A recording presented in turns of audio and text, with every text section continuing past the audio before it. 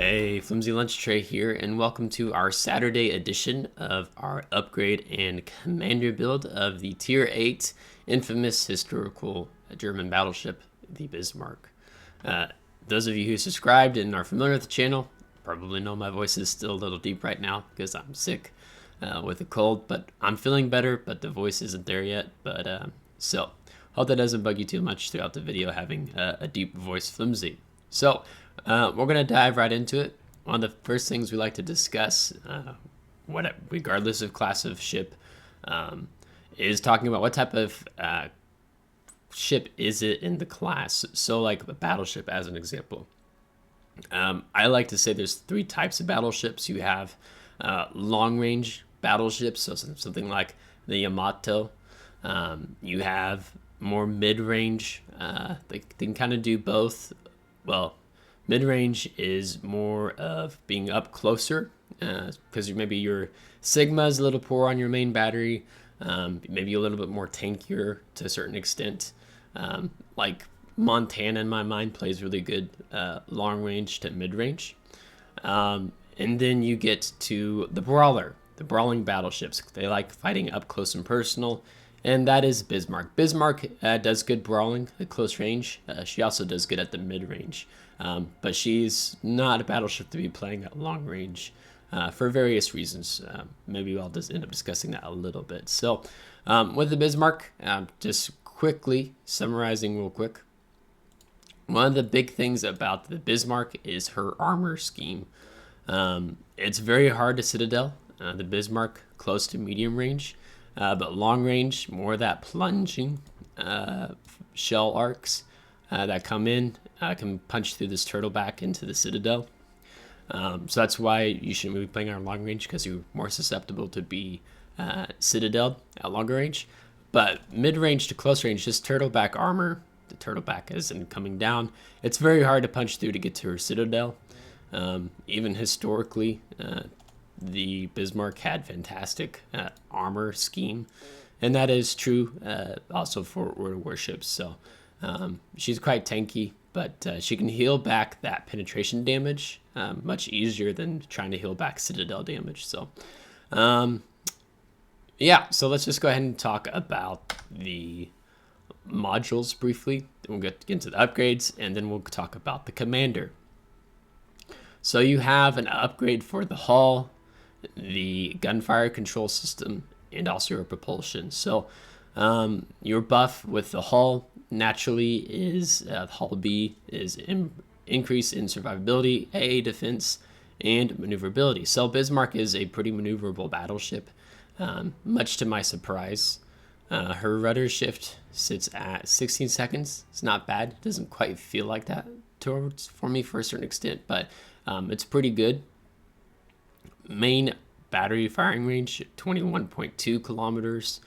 Stock, it's going to be your 19.3. Your propulsion is 28.5 knots, upgraded 31 knots. So you'll definitely notice a difference once you upgrade the propulsion on the Bismarck. Even if you decide to throw in something like the Sierra Mike, ship speed +5, so 31 knots, 32.6. So she can get along pretty good. Jumping into upgrades now. For your first slot, you have, I'm going to say 3 possibilities. One that only really makes the most sense, and that is the main armaments modification. Now what this does is it reduces the risk of your main battery from becoming incapacitated, -20%. I mean, you're a brawling battleship, you're up close to mid-range. Main battery survivability +50%. Main battery repair time, -20%. And as I take some tea that has honey in it, so thanks for the recommendations on that in yesterday's video, guys. It doesn't really make sense to take auxiliary armaments to me. I mean, your AA is above tier, and your secondary is just epic. So, I mean, I guess if you're taking a lot of damage to your armaments, if you want to keep your AA in secondary, you can do this. I do know players that take this on more of a close quarters battleship. But for me, I prefer trying to keep my main batteries in the game. but this is a viable option as well. Magazine modification, you just don't take it. It reduces the risk of your ship's magazine detonating, negative 70%. But you have Juliet Charlie. As you can see, I have one left. This completely eliminates the risk of your ship's magazine detonating. So you'll be taking this in random, ranked, clan battles. So unfortunately, if you detonate now, you don't get achievement reward for it. So let's see. Then you have a couple options here. Stock. If you don't have coal, don't have access to the hydroacoustic search modification 1, which I will discuss. You want to take damage control system modification 1. This reduces the risk of fire and flooding, risk of catching fire, negative 5%, risk of flooding, negative 3%. Engine room protection, you take more of that for cruisers, especially destroyers. And then you have hydroacoustic search modification 1, and this increases the action time of your hydroacoustic search by plus 20%. And it's a special upgrade you buy in the armory. So on the German battleships on the tech tree line, once you hit tier 8, you can begin to have access to the hydroacoustic search. So you can see here, we got the action time with this special upgrade mounted to 120 seconds. Detection of torpedoes, 3.5. Detection of ships, 5 kilometers. So that's 2 minutes of hydroacoustic search. And it comes really in handy when you're pushing in, detecting those torpedoes, and giving yourself some time with your rudder shift to maneuver, get out of the way, or try to take it more on your torpedo belt so it's not as much damage. So this is a really good. So I like to run this with Bismarck. Really, if you're taking a Bismarck, there's only one clear option here. Secondary battery modification 1. What this does is it improves your secondary battery firing range by plus 20%. And your maximum secondary battery shell dispersion, negative 20%. So you're increasing the accuracy of your secondaries. So if we look at the secondaries right now, have a range of 10.9, and that's without the signal mounted combat signal. So I'll just mount that real quick. It's this guy right here. You can see it increases the range, decreases the reload time, and also gives you better dispersion, negative 5%. So now that secondary battery is up to 11.5. Really good stuff. You get the 105 millimeter, then you get these 150 millimeter secondary armaments on the Bismarck. So you really get to build this for the secondaries. You can also improve your main battery traverse speed. It's not terrible. It's actually pretty decent. That's 30 seconds with grease the gears on the commander, as you can see there. So that's pretty good. Not bad. Even without taking the skill. You also have a guns modification 1. I definitely don't recommend taking this. I mean, you get so much more out of your secondary battery. Then you have aiming systems modification 1 on a non-secondary battleship, non-brawling battleship. I typically always would recommend this one. But in the case of Bismarck, because she is a brawling battleship to mid-range, you want to be taking the secondary battery modification. The big thing that this does is that it decreases the shell dispersion of your main battery by negative 7%. So historically, Bismarck had pretty accurate gunfire control system. In World of Warships, they took away from it. It's a video game. It's not the same. And that is because if she had really accurate main battery and a fantastic secondary battery, ship would be a little bit of OP, overpowered. When you combine a hydroacoustic search and a few other things. So this is good, but secondary battery is optimal. When you're taking Bismarck, I mean, you're taking it for brawling secondaries. For your fourth option, you want to be taking damage control system modification 2. You're increasing your takiness, you're increasing your survivability. This accelerates fire extinguishing and recovery from flooding by negative 15% for both. Propulsion and steering gears, that's more discussing cruisers to a certain extent, cruisers, destroyers. But because of Bismarck, again, you're fighting close range. You're probably going to eat a torpedo here and there. You're going to be set on fire, so you want this. For 5th slot, I recommend the Concealment System Modification 1. Basically, you're improving your concealment. I don't have a camouflage mounted. I'll mount one. Put the German one on. So now you can see we're 14.3. By air, 10.6. So, to me, that helps you get in a little bit closer before your secondaries start ticking off at that 11.5. Something that the other German battleship line does a little bit better when you combine concealment and secondaries. But that will be another shipbuilding future series that we'll do. So, yeah, torpedo lookout system. Assured acquisition range of torpedoes, 1.8. You could probably do this with more of a torpedo vigilance build, which I'll discuss shortly. And then your consumables here, action time, you're just improving these. Concealment is still the best way to go, in my opinion. So what would I recommend for a 10-point commander build? I would recommend taking, for the Bismarck, the gun feeder, time taken to switch between shell type.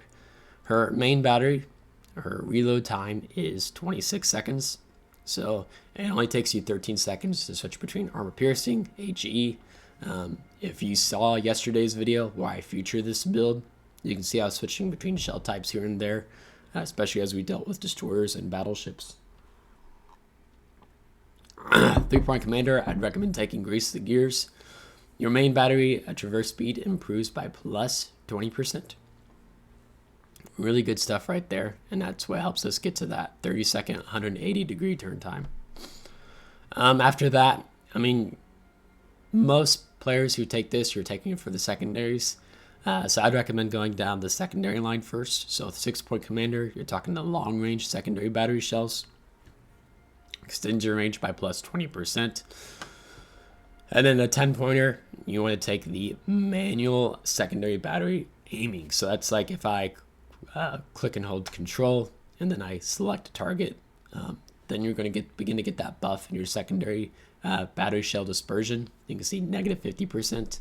And also you get the permanent effect of the negative 10% on the secondary battery shell dispersion. And then your secondary battery reload time at negative 10%. They used to have the 10% tied in with this, but then they switched it onto this, which to me makes more sense.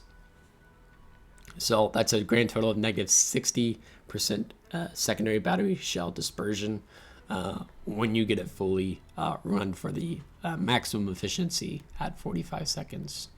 So it's a lot of fun when you take this. After that, honestly, usually I recommend Adrenaline Rush next, but in the case of the Bismarck, fighting close range for a 14-point commander, I'd recommend you going with Fire Prevention Expert. So your risk of catching fire is reduced by negative 10% and a maximum number of fires -1. So fire prevention, if you're a newer player here and you're like, hey, I hardly ever get set by 3 fires, let alone 4, why would I want to take that? But the purpose of this skill is where it reduces those fires at. So right now, without fire prevention, you'd have a fire here, fire here, fire here, and a fire here. What fire prevention does is it takes the 2 fires on your superstructure and combines it into 1. So that means you're taking less damage, because most players destroyers, cruiser players, or HE battleships, they're focusing on trying to hit your superstructure. So you're going to get set on fire pretty quick with 2 fires on your superstructure, because your battleship, you're pushing in, you're getting closer to the enemy team, you're a brawling battleship. So fire prevention helps your survivability so much by taking those 2 fires and combining them into 1. And then so having 1 on the bow and 1 on the stern. Not to mention that little buff that you get that reduces the risk of catching fire by negative 10%. After that, 17-point build, I'd recommend going for Adrenaline Rush. If you want to hold off for 18-point, you could go with Emergency Repair Experts, and then go for Adrenaline Rush as your last 3 points. So Adrenaline Rush, talk about that. As your HP, your health pool decreases, you get a reload time buff on your main battery and your secondary, as well as your airstrike armament reload time. And then your AA damage will go up, plus 0.2%. So that means your main battery, you could be getting that 26 seconds down into something like 25, 24 something. Your secondary battery, reload time 2.9 seconds, 2.6, 2.5. Maybe it goes down a little bit more than that. So you can become more deadly to a certain extent as you lose health. And that's like in 2 ways. Yourself more dead and more vicious against the enemy team. And then for the 21-point build commander, I'd recommend taking the Emergency Repair Expert. So the action time of the damage control party consumable is plus 10%. So that's helpful. For example, if you are trying to let's say you repair 2 fires, you use your damage control party, and then it runs 10% longer. So then if you're still getting HE spammed as you're ducking in behind an island, you're less likely to get set on fire again. And on the Bismarck, you have unlimited damage control parties. The new German battleship line, battle cruiser line, and the Russian battleships have a set number of damage control party consumables. So that's why you see the +1.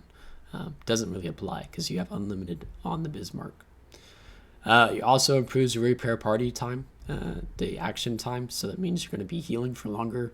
And instead of having 4 heals, you get 5 heals. So this is a pretty traditional brawling battleship build, if you will. So let's talk about some different options. So let's see. I'm going to say there's probably, maybe there's 2-3 other builds you could do. This would be my number 1 recommendation, again, just to highlight that. You could go without the Emergency Repair Expert and pick up Close Quarters Combat. What this will do, once you're within the secondary battery range of an enemy ship, you get a reload buff on your main battery, takes 10% off. So you're taking 2.6 seconds off that 26 seconds. So then what you're looking at a 23.4 second reload on the main battery. But the downside to this is you're sacrificing healing potential and taking less damage. If you're going for a very aggressive build with Bismarck, this is what I would recommend. Yeah, it would be this. This would be my aggressive Bismarck build.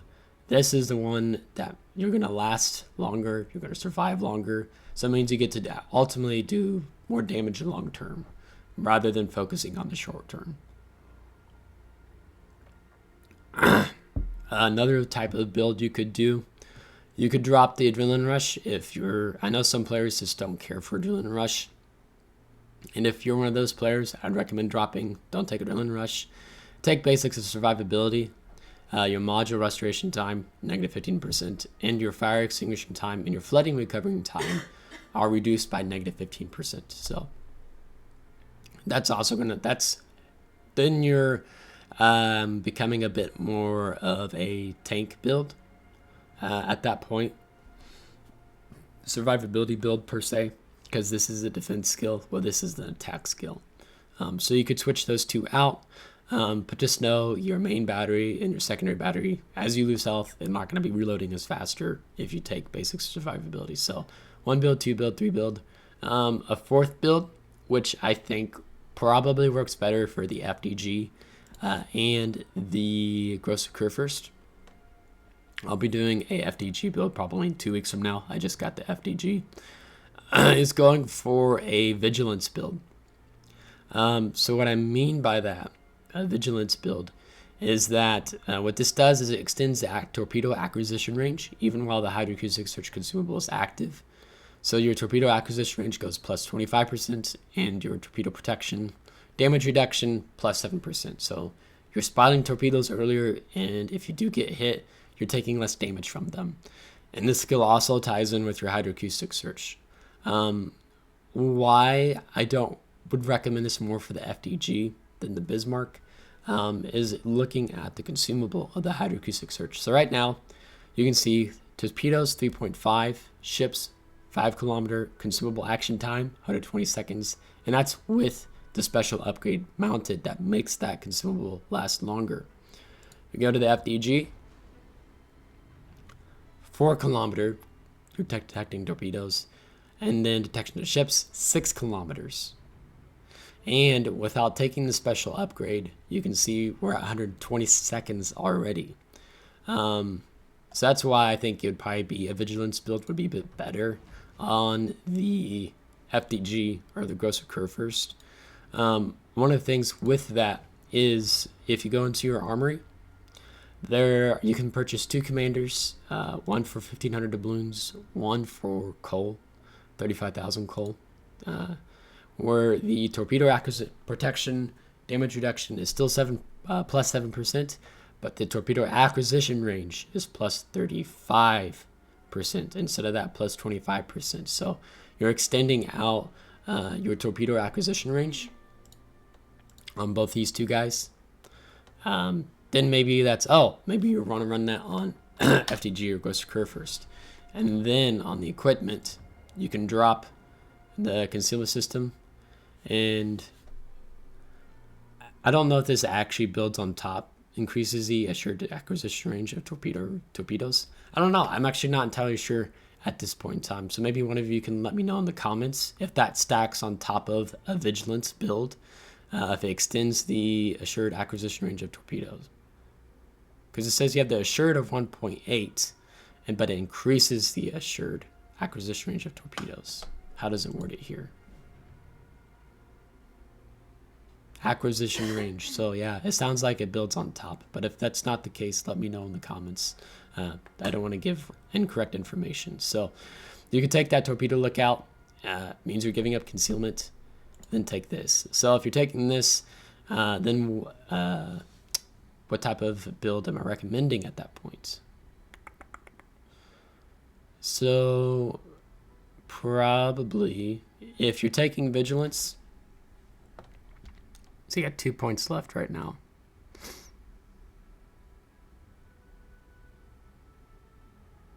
It's a good question. Bismarck has decent AA. Let's see. 71. I wonder how that compares to Massachusetts.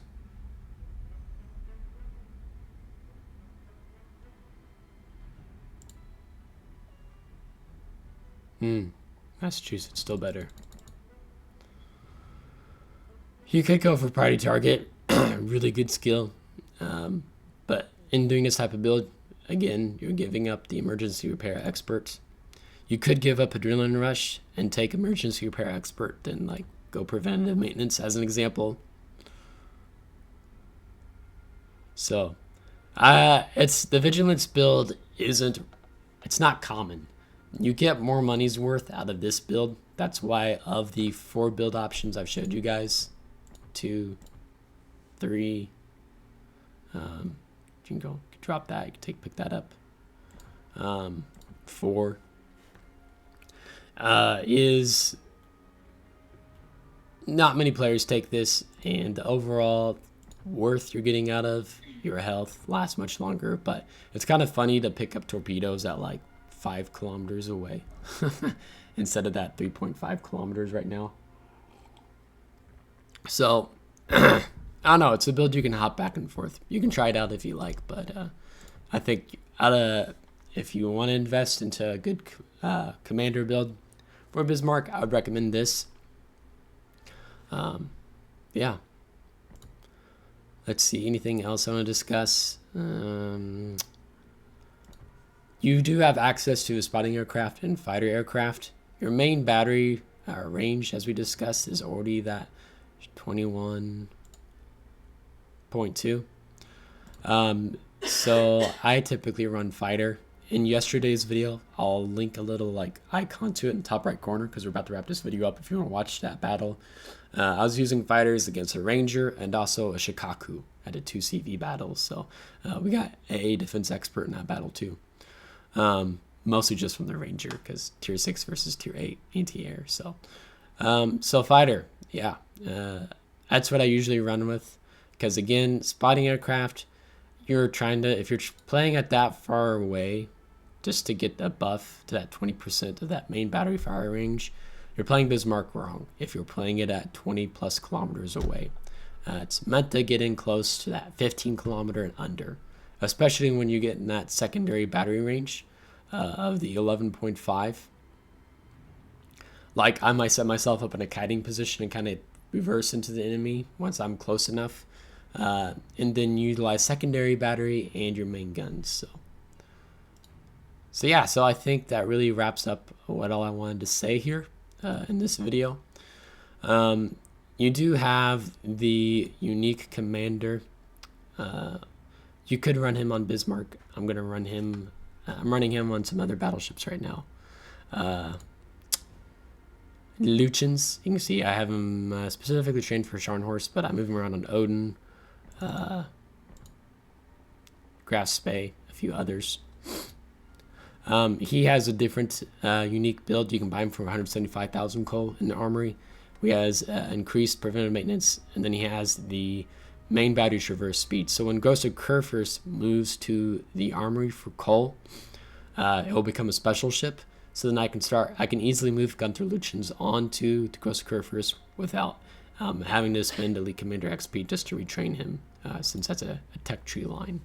And I still got to figure out what ship I would like to designate Gunther Lutjens on, because I just have him on a premium battleship. I could put him on my Bismarck, train him specifically for Bismarck, and then I'm able to move him around freely on premium ships. So yeah, so maybe I'll do that. I haven't thought about that far because I just started grinding up the German battleship line a couple weeks ago, or a month ago. Let's be honest, a month ago. So if you liked today's video, give it a thumbs up. If you're not, give it a thumbs down. Subscribe if you do want to see more. If you have subscribed, thanks so much. I really appreciate it, and I hope you enjoy these upgrading commander build videos and talking about some different types of build options you can do. So until next time, take care.